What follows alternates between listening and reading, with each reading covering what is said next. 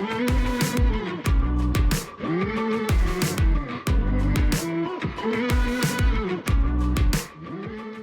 listening to the Decidedly podcast with Sanger Smith and Sean Smith. Our mission is to help business owners like you defeat bad decision-making so you can improve your health, wealth, and relationships. We do this by digging deep into the stories and expertise of our guests and distilling their knowledge into actionable wisdom for you to carry into your life and business. If you're new to the show, welcome. Be sure to hit the subscribe button so you won't miss out on any of our weekly episodes. If you prefer to watch this week's episode, head on over to YouTube for the full video.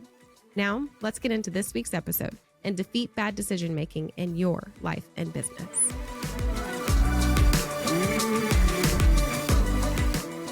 I am newly married. I have a 1-month-old son. I've talked about it on the podcast before, right? So I'm at this big transition period of my life. Lots of new things, new commitments, new relationships. And I've become very aware as I talk to people who also have new parents or also newly married. Most people are really, really confident that they're going to handle this transition smoothly.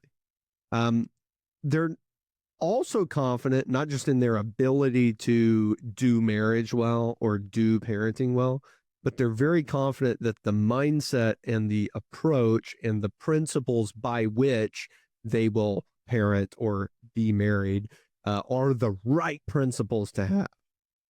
So they'll say, oh my gosh, these people, they're doing it this way. This is what I'm going to do. And the people who are like most confident are like 9-month pregnant couples. Both the babies like not even born. And they're like, this is what we're doing. Let me tell you, we're never going to let our baby cry it out or whatever. And I have tried to be very mindful of that. I'm sure I've still done it, but I've tried to be very mindful because throughout doing this podcast, I've learned so much about decision making. And one of the things that came up a while back was the Dunning-Kruger effect. When you are sort of knowledgeable, you have a tendency to overestimate your own knowledge, to not be aware of what you don't know. And I've tried to approach that as a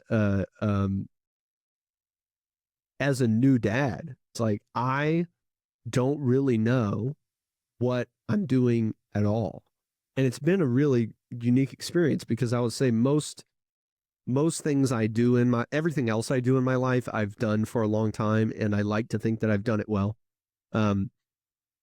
I have only done dadding for a month, and up until this point, nobody's even complimented me on it. Like, no, I don't have the results to say I'm doing it pretty good, you know? Like, I don't even have someone to say you're doing good. Of course, my wife's super encouraging and all of that, but like, I don't know. I'm trying. I don't have the results that show that I'm good at it. I don't have a kid that even can talk yet. So how good am I really doing? I don't know. But it strikes me when I see people who are so confident in their ability and confident in their mindset. And I am trying to be more aware of my abilities and lack thereof, but also question my mindsets. You know, is this mindset even the right approach? Like, is this principle even the right approach to do the cry it out method or not, or to, breastfeed or not, or to, do cloth diapers or not? Like, is that even, how confident can I be that that's really the right approach? And if it is, that's good. But if it's not, I want to keep a low attachment to that decision. So there's new evidence or new experiences happen, I can move off of it quicker. And I'm excited to talk today with a repeat guest who knows a little bit about overconfidence. That's Don Moore.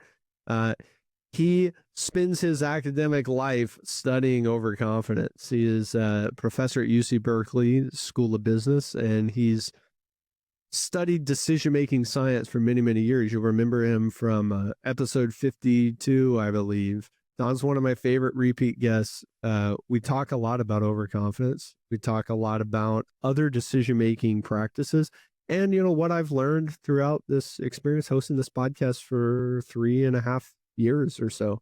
So I think it's going to be valuable for you. I think you're going to learn something. And if the only takeaway you have is that maybe there's an area of your life that you might be a little bit overconfident in, then I'll feel like I did my job for this hour for you. I'm Sanger Smith, and this is Decidedly.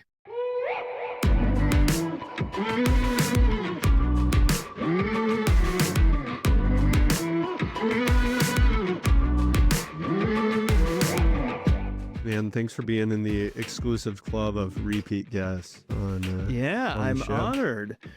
We covered a lot. I went back and listened to the prior episode. We covered a lot of ground. I hope we still have things to talk about.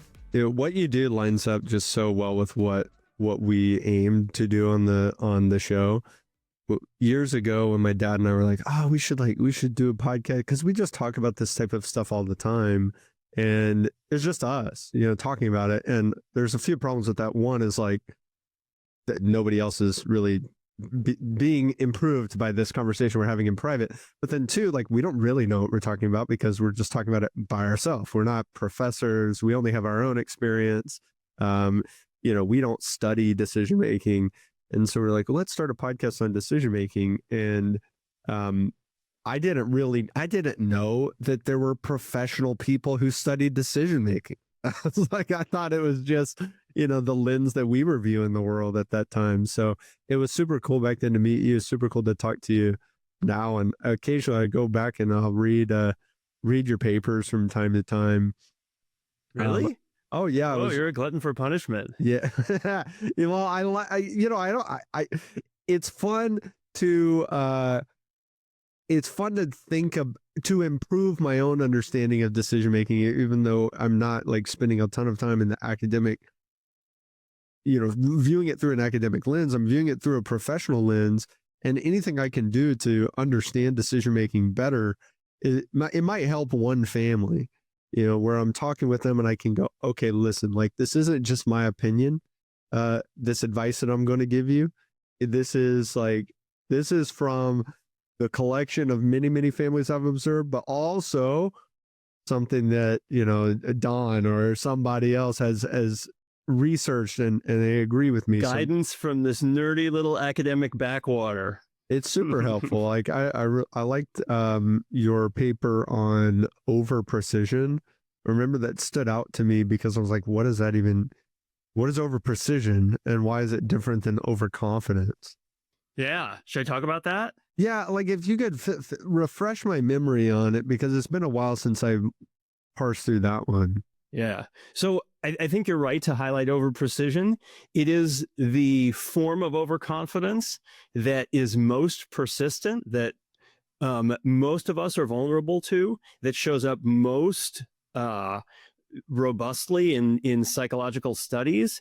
And overprecision is the excessive certainty that we're right.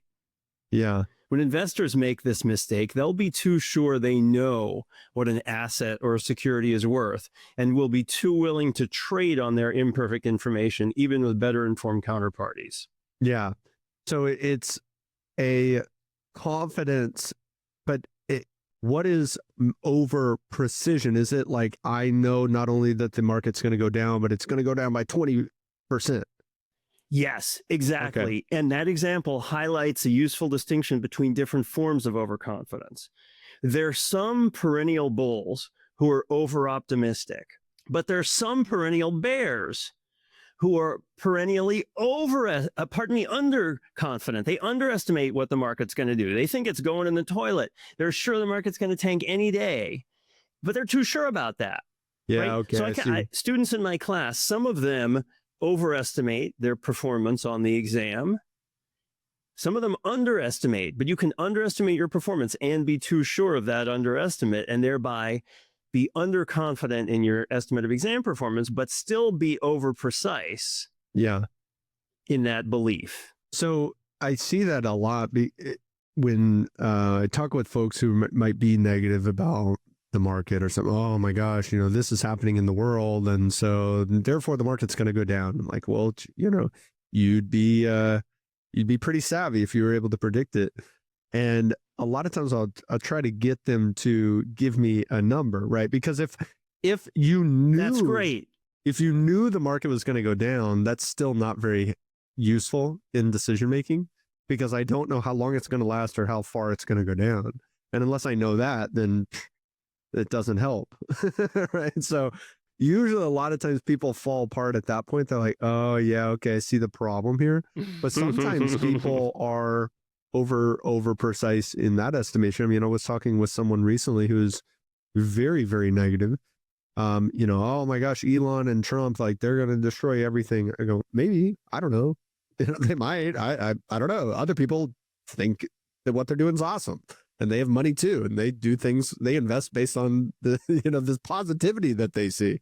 But you're negative. What do you think you're going to experience? Is this a 2008 level situation? No, worse. I go, okay, well, I don't like trying to talk someone out of that is not really useful. Well, last time we talked, we considered the useful discipline of the question, want to bet? Yeah. So you just mentioned how useful it is to invite people to get specific about some particular belief. Putting a bet on it. Oh, the market's going to go down. Okay, how much is it going to go down in the next month or 6 months? And inviting people to be specific about that can often lead them to recognize the limitations in their own knowledge. On the subject of predicting the market based on goings on in Washington, I must confess my own humbling experience trying to time the market. Back in 2016, I heard my economics colleagues talking about all the ways in which Trump policies might cause the markets to suffer. And they were talking about how they were pulling their money out of equities. And I was like, oh, yeah, that sounds smart. Yeah, these guys are economists. Man, I lost out on so many gains. That was such a bummer. And just a reminder, these things are tough to call. And timing the market is really hard. Yeah, super tough. And like, there's an analogy that we're going to find here while we're talking to other areas, non-market related. One thing I see a lot is people make they overweight the influence of the economy on the stock market and vice versa. So they'll say, well, the economy is bad. And usually their like assessment of the economy being good or bad is either based on a super macro lens that they probably don't understand. It's probably like whatever media that they listen to is telling them is happening with the market, or it's super micro. Like, and usually the people who are going super I went down to the corner store and there was no one in there. Oh my gosh. It's something sell.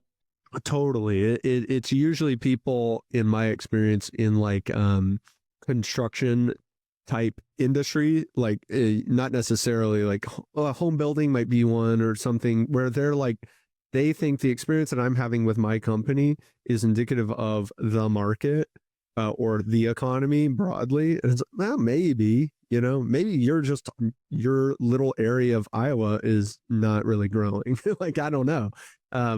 So they're either way too big or way too small with their sample size. And then they go, okay, well, based on this, I think that the stock market is going to be negative too. And that doesn't always happen. There's times where the economy is quote unquote like bad and the stock market isn't bad. I mean, you get specific, like only 50% of recessions lead to a bear market. Well, most people don't know that. Most people, when they think recession, they still think 2008. And so if I say recession's coming, even if I knew that were to be the case, a recession's going to come this year, people are like, oh my gosh, 08, I lost half my money. This is terrible. Go, well, I don't know. You could have a recession this year and still not have a downturn in the market. Or if the stock market's down, people will say, see, the economy's struggling. And that's not always true. I mean, the economy was not really struggling in 2022. But we had a significant downturn in the stock market. Stock market ended the year negative 20+% from where it started. Economically speaking, the only struggle that we were facing was inflation that was not really historically high. It was just higher than it had been in the recent memory as a country. So I see that a lot when people, well, I'm going to make a decision in this area based on information that's in this other area only. Like I'm going to make a stock market investing decision based on my economic analysis, and they'll bring zero stock analysis to the table. Are there other ways that happens in decision making framework where people are using a imperfectly correlated data set to make choices on? Oh, yes. Yeah. Your listeners are business owners. They're people who have found success thanks to their talents and hard work in at least one domain that really matters. And like people who have found career success, they will be tempted to attribute that success to their own brilliance, ingenuity, and hard work. And they do deserve some credit, more than zero credit. But if they decide they're brilliant and good at everything, they run the risk of getting out of their lane and getting themselves into trouble by committing to decisions, high stakes decisions in domains where they're not so expert. So it's useful that you can provide them guidance on wealth management and investing. I've definitely seen that before. I see a lot of guys who are particularly people who've had very big exits from their company, like they sold their company for $30 million. Hey man, I'm not gonna, you're obviously a smart guy. Like you figured something out, like great job. Do you now managing that 30 million after it's out of your business? I'm not sure that you've demonstrated recent relevant success in this, but a lot of guys are like, man, I made 30 million. Like I can keep 30 million. Maybe, some guys do, like you might, but it's not, it's definitely not the same thing. It's a different thing that you're talking about doing, and not everybody sees that. So I see a lot of guys, they sell their business and they turn into kind of like angel investor type folks. They're like, I'm going to be like a mini Shark Tank guy myself. That's what I'm going to do now. Well, building your business and successfully selling it is very different from identifying which businesses run by other people are going to succeed. That's a totally different thing. Yeah. As we advance in our careers, we accumulate influence and acolytes who may be motivated to flatter us. And if we let that go to our heads, we can get ourselves into trouble. Some of the people who want to curry favor with us might be trying to attract investments, right? So if you find yourself in the role of an angel who has resources that can make or break a new startup, well, they have every incentive to impress you and tell you how amazing their idea is going to be.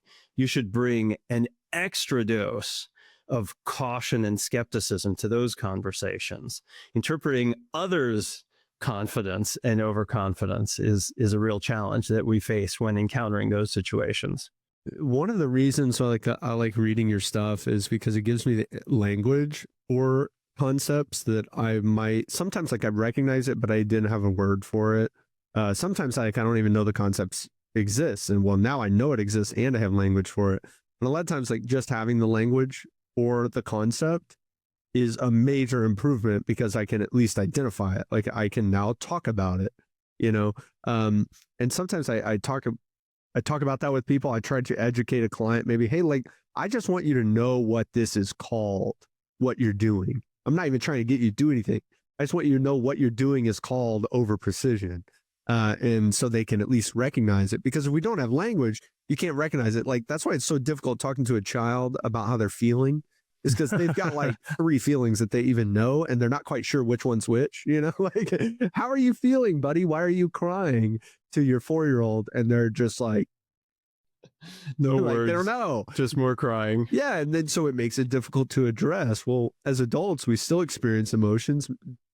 We might not have temper tantrums, but a big reason why we don't have temper tantrums is because I can go, oh, well, I'm sad, not mad, versus when you're a little kid, you just know I feel bad, bad feelings. That's about as much as you can even identify. So the more emotions I can identify, oh, I'm not just sad, I am depressed, or I'm not depressed, I'm dejected. Well, that's very different than depressed.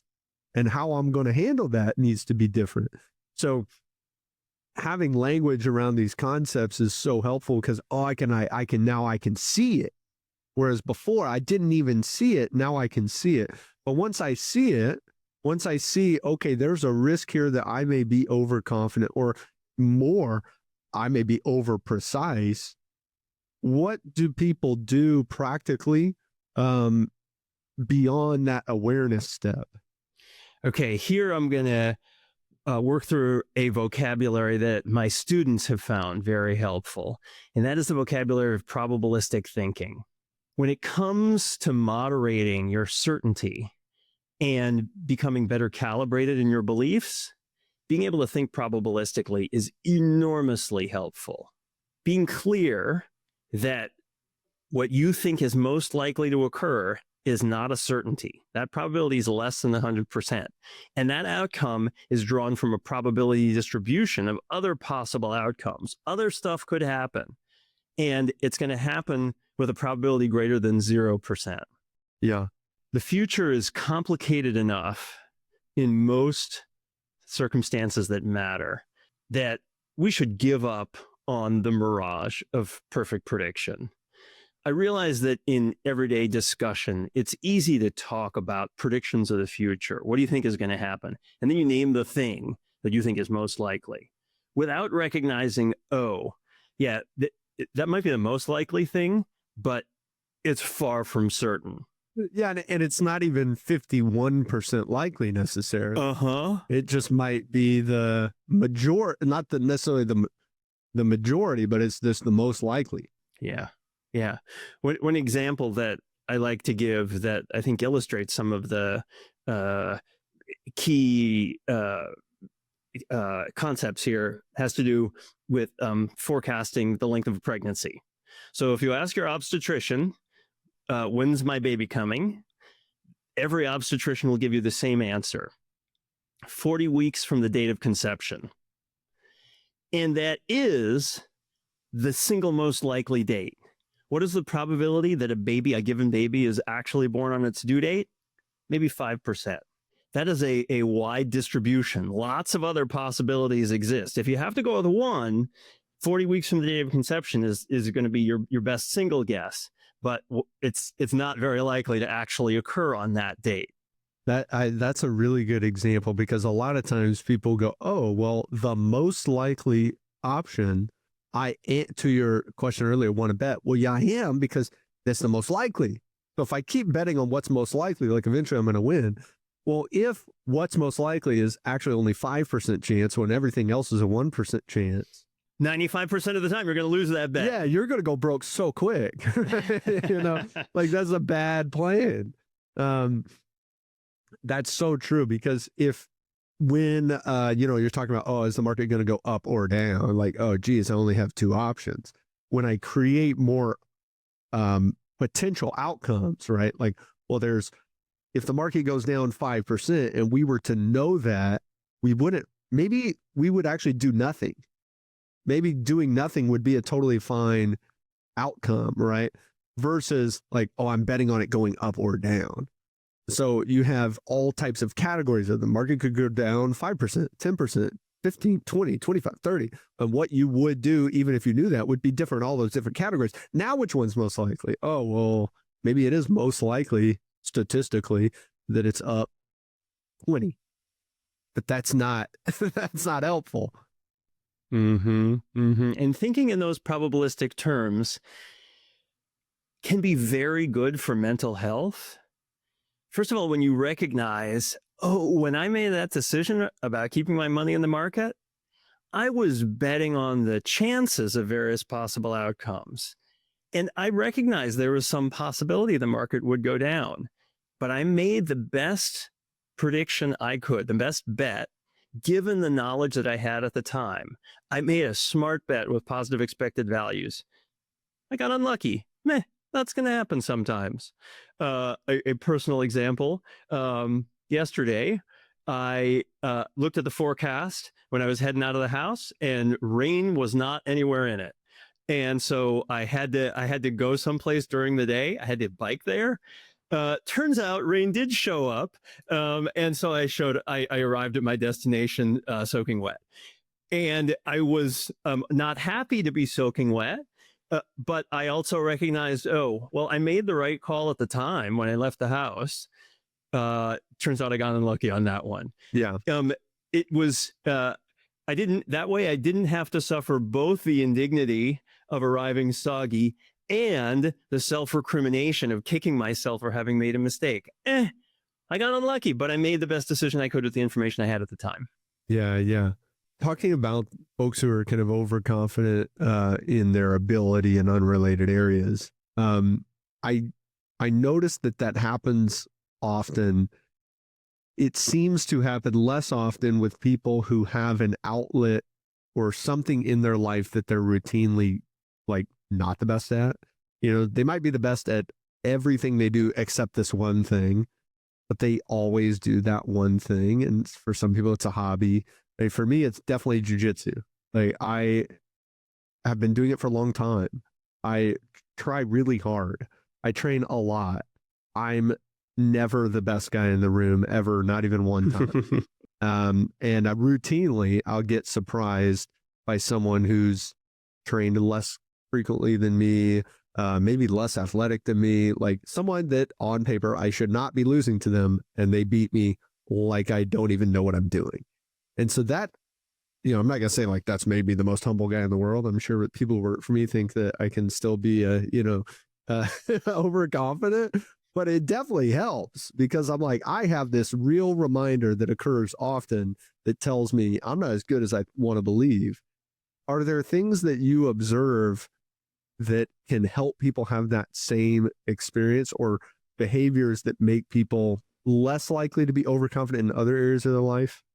It's funny that you asked that question in our conversation today, Sanger, because I'm struck that we have been deprived of Sean's presence, who did his work keeping you in line last time we talked, and making fun of you as we went along. Yeah, I could use some of that, I miss that too. from time to time in my life. Yeah. So as an academic, I can report that I am assisted in being humble by the reviewers who give me feedback on the papers that I submit for publication, who routinely tell me that this project that I sweated blood over and devoted years of my life to working on is worthless and should just be thrown in the paper shredder. There are certainly useful disciplinary lessons from engaging in activity outside your area of specialization, though, and playing games with others who are more expert than you are. If you enjoy playing poker, it's worth being humbled from time to time in your ability to anticipate how a hand is going to play out, and drawing the analogy to the other domains in which you're operating, investing, where you're facing smart money and sophisticated counterparties who know things that you don't. Kind of being reminded of that reality is very, very helpful. Are there, I guess the opposite version of the question, are there things that people do aside from just the awareness or lack of awareness? Are there behaviors, hobbies, patterns, or whatever that people do that kind of make them more likely to be overconfident? Like, what's the archetype of someone who's overconfident? Someone who never asks about their own weaknesses, never goes back and checks the predictions that they made in the past. People who ignore, or worse yet, denigrate and insult their critics and opponents. Those are people who are insulating themselves from the possible information that could help them correct misperceptions and become less biased. So as much as it hurts our egos to listen to our critics, man, those people are offering a gift of tremendous value. What is it that they see that I'm missing? How might I have changed my behavior had I known that I would be perceived that way, or that others might criticize me this way? If I were to characterize the best and most charitable version of their criticism of me, what is that? And should I be paying attention to it? It's possible I shouldn't. It's possible that they're just haters and they're just Haters and complaining losers. Haters and losers. They never built anything in their lives. Yeah. They're just a bunch of whiners. But it's also possible that they have noted something, a hypocrisy in which I am being inconsistent with myself, or I am at risk of making a mistake. And I could come closer to realizing my own values if I took into account the concerns that they're expressing. And almost no one is popular or influential or important enough to really have haters, or to have a meaningful number of haters. Like maybe you got one hater in your life, but you probably know who that is. You're not asking their opinion anyway. But but realistically, like even if you find the guy who hates me the most in the world, he's not going out of his way to give me criticism and feedback. Teenage children, very helpful for keeping us humble. I don't know about yours, but mine were unstinting with their criticisms of just about everything that I did. I'm so much more aware of that now. I have a 1-month-old son. And congratulations. Oh, wow, that's so great. Thank you. It's been really fun. And I have one thing I noticed is like my wife, I don't know if this is just me and my wife, or if it's like a natural tendency for men and women to look at the child differently. Every time I look at him, every time I think about him, every time I'm doing something for him, I'm doing it with not only with his future in mind, but almost exclusively with his future in mind. And what I mean by that is like when he's crying and he's uncomfortable, I'm thinking, is this a situation where I would cause him harm in the future by not addressing? Like, do I really need to, so he has a soiled diaper, let's say. Is he uncomfortable, or is this like a diaper rash possibility, right? And my wife doesn't care. She only cares about what he's experiencing right now. And I find it difficult to naturally connect with that. But she cares so much about what he's experiencing at this present moment. Well, that's great for him that he has both of these perspectives being considered. But I think so much about his future and I keep reminding myself, like, one day he's going to think I'm lame. Like one day he's going to say no to me. And that blows my mind. You're reminding me of a situation in which I was thinking of my son's future welfare when in high school I encouraged him to consider studying a little bit more and partying a little bit less. And his reaction was, "Dad, I'm not like you and Mom. I believe in enjoying my life." Oh, man. Oh, that one hits. It's so funny how that goes. Like when the things that I thought were lamest about my dad when I was 14 are like that's what I think is the coolest now. I used to think his job was so stupid. I was like, this is so lame. And that joke's on me, right? That's what I'm doing. But there was nothing he could have done. And if he was an astronaut, I'm sure when I was 14, I would be like, it's stupid. It's lame. Why would you want to leave the Earth? That's dumb. It doesn't matter. That's just how you think as a teenager. And so all these things that I do, I'm like, I'm working on this so I could be a better dad. Like I'm going to stay in really good shape. My son's he's not going to be impressed. But oh well. At one point, I told my family I was getting ready to head out of town to go give a talk at another university, and my older son goes, "Yeah, that's why we have Dad around, to go away and give talks. Hope you're a good talker, Dad." Oh man, why is that every teenager almost universally like has this angst and disdain for their parents, even good parents, even great parents, even cool parents? I don't know. That's psychology that I did not study. I was too busy studying overconfidence and probabilistic thinking. Well, are there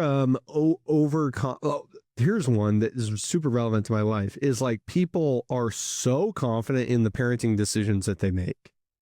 And I'm learning that very quickly.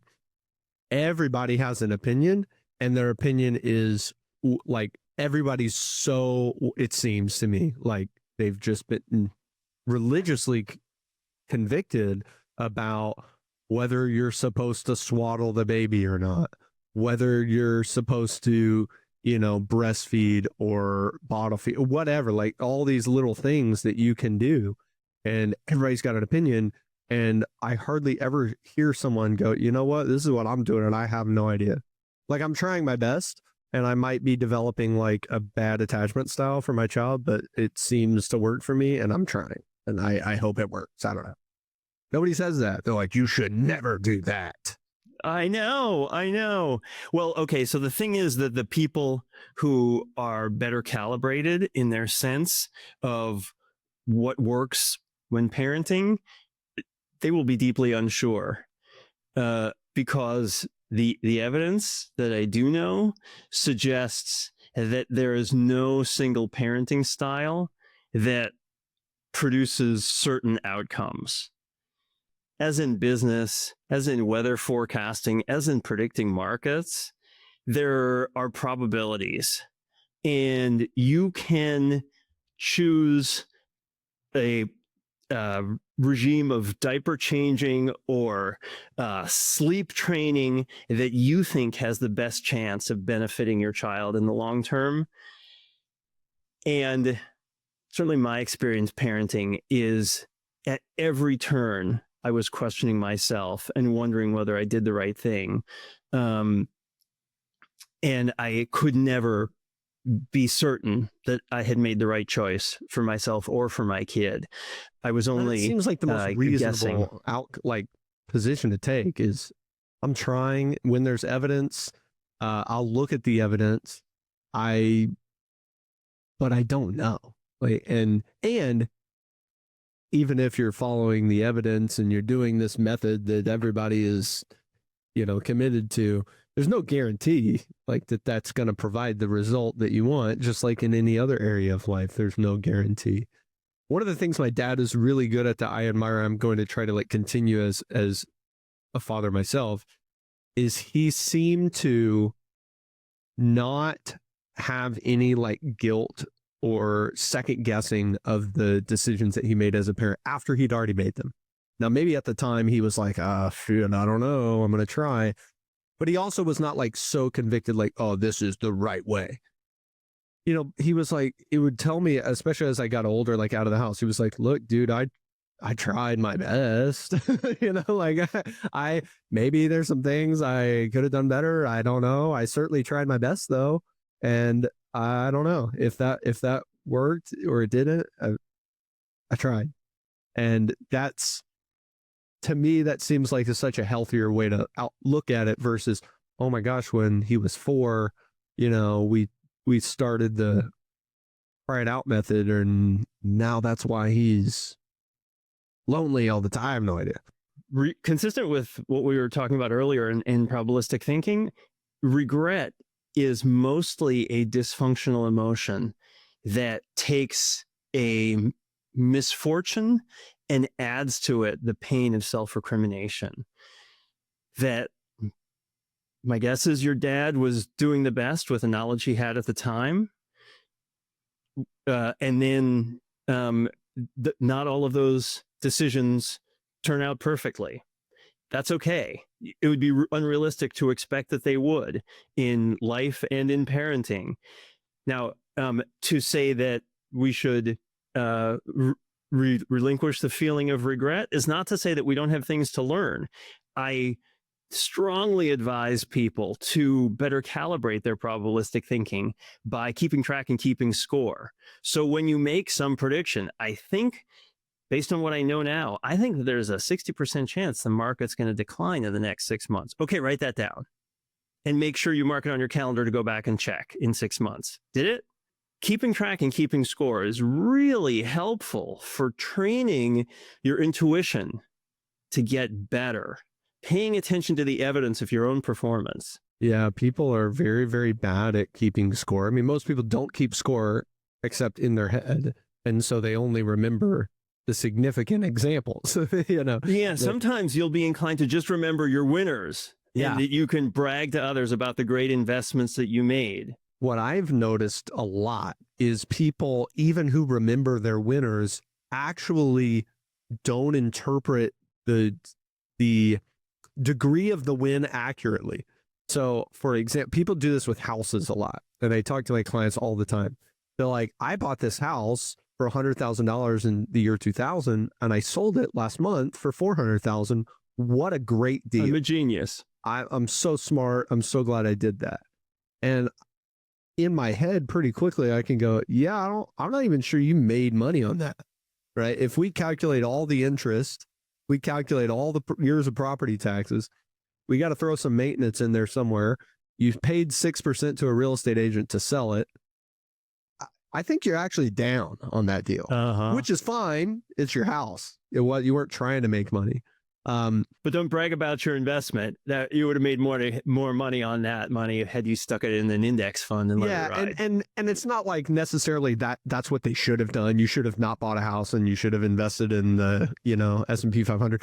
I'm not saying that, but a lot of times people will do that and they're like, oh my gosh, now I should like get into residential real estate. I should flip houses for a living. Yeah, I don't know about that. Like now I'm going to have to make you look at these numbers to realize that that's not how that didn't go the way you thought it went. But I'm not just like, dunking on them for losing money on their primary residence for 20 years or something. That's good. You probably wouldn't attract more customers if you were dunking on all of them for personal choices. So what is the next thing that you're looking forward to diving deep into? Oh man. So I'm fascinated by the phenomenon of overprecision, why it is that so many of us are too certain of most of our beliefs. And I think the answer is pretty interesting and is fundamental to being a finite, fallible thinking agent. That is, sometimes we'll be wrong for reasons that we fail to anticipate. That when you're wrong about something, how can you be anything other than too sure of yourself? If you knew you were wrong, you wouldn't believe that anymore. And it is a fundamental epistemological challenge to recognize where we're wrong and to correct our beliefs, or to correct all our beliefs for the risk that any one of them could be wrong. Okay, so as described, the way that I just described it, that's a problem not just for humans, but for every fallible thinking agent, including the artificially intelligent agents that we build. So I've become fascinated by examining whether large language models and other AI systems tend to be overconfident in their beliefs. And the data that I have so far strongly suggests yes. Maybe you've played around with ChatGPT enough to see it hallucinate. Yeah, and it's give never you said some crazy answer that's all wrong, but it delivers it with absolute certainty and not a single hedge or evidence of self-doubt. Yeah, Sean was telling me about, he was doing some research for the book that he published, I guess it was last May, Plateau Jumping. He was like, well, I want to see if there's any story, and I don't remember all the details of what he was researching, but he was like, there's got to be a story for this concept that I'm thinking of. Basically was the crossroads he was at. And he goes, oh, well, I will look up on ChatGPT, like I'll ask it, find me this story that lines up with this example. And he was like very clear with the prompt, like this needs to be a real world story. This is not a fictional thing. Like find me and I think he even had an idea of like who might have written about this before. So he's like, give me a story from a Brené Brown or Malcolm Gladwell book that illustrates the example of overprecision, let's say, right? And it came back and it was like, boom, here's an answer. And he goes, okay, I knew it. Like I thought I remembered, but now it's telling me here's this example of Tim Cook and how he was experiencing overprecision with his thinking. And he's reading the story and he's like, wait a second. I'm not sure that some of the details aren't lining up. And he goes and he researches and he finds that was not in either one of those authors' books. Neither one of them had ever written about it. Tim Cook never did this thing that ChatGPT was saying he did. Like, it was just totally made up, but it presented it with citations as if it was real. And made up citations. It just made up the whole thing. That's the craziest part of those hallucinations. And it's a real risk. Now, when you go to ChatGPT, it says ChatGPT makes mistakes, verify when it matters. Yes. Yeah. And what's funny about that is I think that the overprecision of the AI models might be, I don't know, my hypothesis might be because of the overprecision of the human programmers that don't tend to often consider our own overconfidence. And we program this thing to act like us. Oh, yeah, give me an answer. That's what I want. And so it does that. We ought to be very worried about empowering autonomous systems that have to make decisions based on their confidence, like whether to proceed through the intersection or more frightening, autonomous lethal weapon systems. We would not want to empower them to target an opponent unless it was sure that it had correctly targeted the right person. If we think that those systems are vulnerable to being too sure of themselves, that should be pretty scary. Yeah, that's such a good point, because even if you program a threshold of 100% confidence before moving through the intersection, or 100% confidence before launching the missile, that sounds fine. Okay, it's not going to act unless it's 100% confident, but it can only be confident based on the variables we've told it to consider. So if there's some variable that we've not alerted it to in advance, it may not consider that variable. And that happens like all the time, with investing. A lot of times people will come to me and go, oh my gosh, we've never seen this thing before. This current event's happening. We've never seen it before. And so therefore the market's going to be bad. And this is how I want to react. Right. Well, I don't know. Just because we've never seen it before, it doesn't mean it's bad. Doesn't necessarily mean it's good. But I don't know. There's all types of things throughout history that have happened that we've never seen before. We'd never seen a world war until we saw one, and then we saw another one right after that. Like, we've never seen nuclear bombs until we saw them. We've never seen a global credit crisis until we saw it. We've never seen a 30% drop in the stock market in one day until we saw it in the 80s. There's all these things we've never seen before. Okay, so now Trump's doing some things that we've never seen before.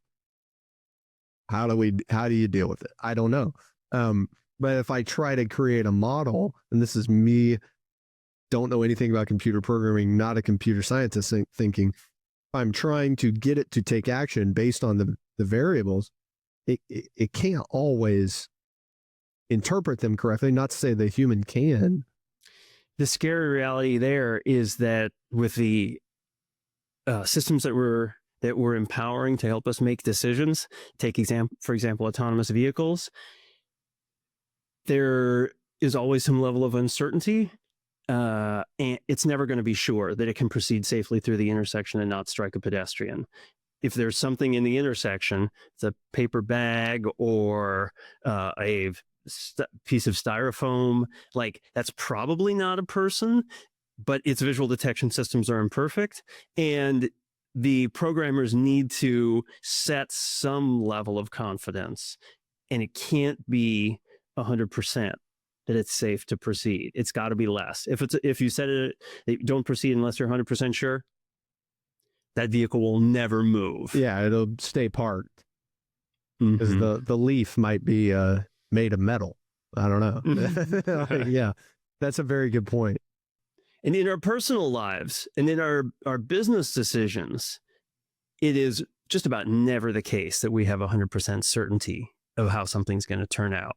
We may be really, really sure, but the risk is always greater than zero. And people will trick themselves into thinking that it's 100% or talk themselves into thinking it's 100%, even though it's not possible. Yeah, it's not possible. A lot of times I'll get stuck with a client or an employee who isn't at the degree of confidence that they want to achieve, because the degree of confidence they want to achieve is not possible. and they just wait. They're like that car with the paper bag floating in front. They're like, I'm stuck. Mm-hmm. Yeah. And the way to get unstuck in those situations is sometimes just to recognize the opportunity cost of inaction. By sitting out and waiting until you know what the market's going to do, you're missing out on massive potential gains. The truth is you'll never be sure. And you'll never be sure that waiting is a better decision than getting in either. Yeah. Well, someone shared with me once, I'm pretty sure it was on the podcast. I don't know who to credit, but it was, if I wanted to know exactly how to move forward, I would try everything. But I can't try everything, so I just have to try something. And so I'm so much more scared of indecision than just deciding the wrong path. Because indecision is making a decision. It's just not a decision that I consciously chose. Mm-hmm. On the subjects of decisions and lessons, I got to ask you a question. Oh, yes. So you've been doing this podcast for a long time, Sanger. What have you learned? Man, what a question. I would say, you're asking to distill it all in a way. Like, I don't even know what I've learned because it becomes a part of what I do. So it's like, what have you, it's kind of like asking me, like, what have you learned from all of the books you've read over the last 3 years? Like, oh, geez, I don't know. But I think I've become more aware of certain decision-making heuristics. Like, I have a wider vocabulary of decision-making heuristics. I am more able to navigate those with other people and be patient with them as they're experiencing it, recognizing that they probably don't have the resources to talk to folks like you to really even just sit down for an hour and think about it, like I do every week. And so when I'm talking with someone who's struggling with a decision, it's, hey, I recognize that it's not really about the decision. It's about what they're experiencing in their mind related to the decision. I have learned that everybody has a perspective and some people's perspective is a lot more valid than others. You know, if I ask people, most of the time I ask people questions about what they think about a certain topic, and they have an answer. You know, people have opinions and beliefs, and we're all acting upon those opinions and beliefs. And not everyone's opinion do I really want to listen to. So I mean, we've kept our conversation generally within the realm of your expertise, but sometimes things drift off and I'm like, oh man, this person's just as confident about this totally unrelated thing. And so I'd start to notice that about myself. Like, I might do that. Oh, wait a second. What do I really know about decision-making science? I know what I've experienced, and I know what I learn and what I read from people like you who study it, but I don't necessarily know. I don't know if I can really tie a bow on your answer, but what you're describing sounds like it has given you a broader perspective and made you more empathetic. I hope. I really hope. I needed that, you know. I definitely hope. That seems like a pretty good reaction to the interesting set of diverse guests that you've had on the show. It's been super fun, and sometimes we learn a lot in an unexpected way. We'll have someone on who talks about how they rode their bike across the country, and we'll learn a mindset. I'm like, oh wow, that mindset certainly served this guy in this situation. Doesn't mean I have to adopt this mindset in everything I do, but that's a mindset. I didn't know you could have that mindset. I know you could do that. You know, people who choose to say yes to everything, for example. Oh, hey, that's a way to go. And then it gives me a filter to go evaluate my life. Am I saying yes to everything? Certainly not. Am I even saying yes to most things? No. Maybe I have maybe I'm a little bit more risk averse than I need to be. Now I can go kind of adapt. I just listened to your episode with the guy who walked around the world, and I love the bit where you talked about proceeding into the unknown and accepting that you're not going to know exactly where you're going to sleep that night if you're walking around the world. And that's okay. It's going to be okay. Yeah. And that's, I don't know that I really want to do that, but like there's an element of that that's definitely true in life and in business is if I know I can't know exactly how every single step is going to proceed. I mean, today I was actually going through and I wanted to get, it's been 3 years since I started this company, and I wanted to get data on what our like trailing revenue was, because I have like each year, but I don't know on March 17th, 2024, what was our 1 year trailing numbers at that point. So we went and get, and not revenue, actually it was profit. And it was like amazing to see how we were super negative. It just kind of stepped our way up into being profitable. And that was what I expected. I expected, hey, I'm going to start this company. I'm going to lose money. But I didn't know at the time, how much money am I going to lose?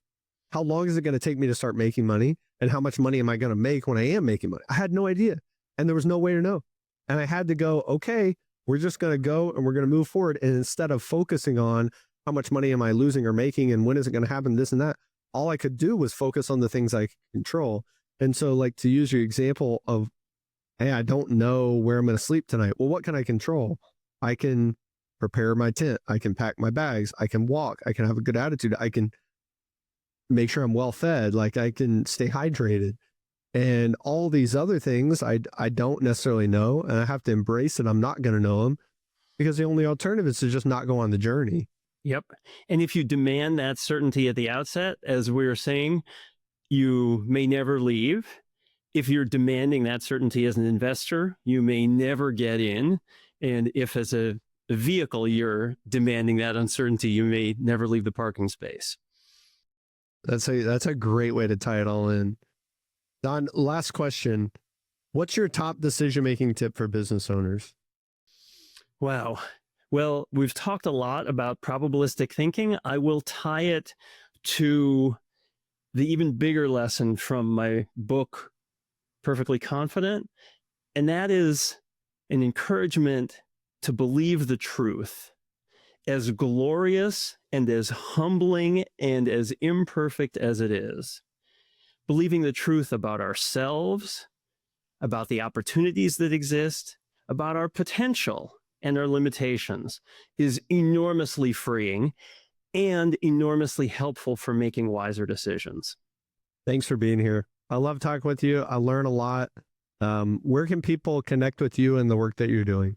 I would recommend the books that I've written. That's where I've tried to share the lessons that emerge from my work in the most useful and accessible way. Perfectly Confident back in 2020, and Decision Leadership with Max Bazerman in 2022. My lab's website, if you want to get down into the nerdy weeds on the research, is learnmore.org. Sweet. Thanks, Don. Thank you.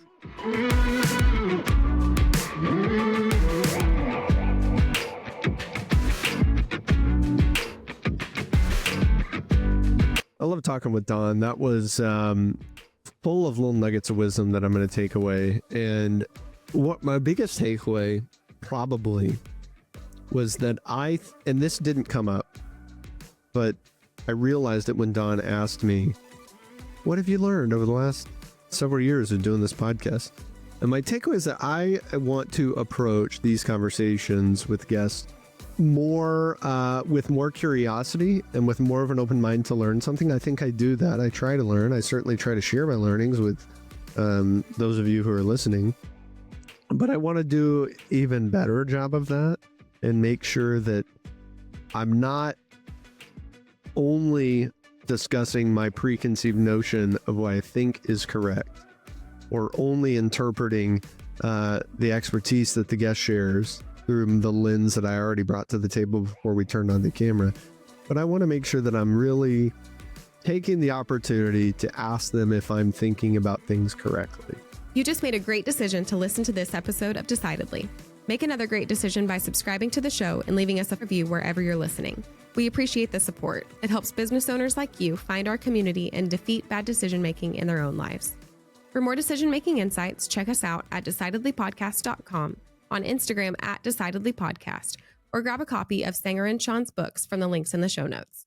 Finally, we'd like to thank Shelby Peterson of Transcend Media for editing and post-production of the show. Thanks for listening. I'm Morgan, your producer, and this is Decidedly.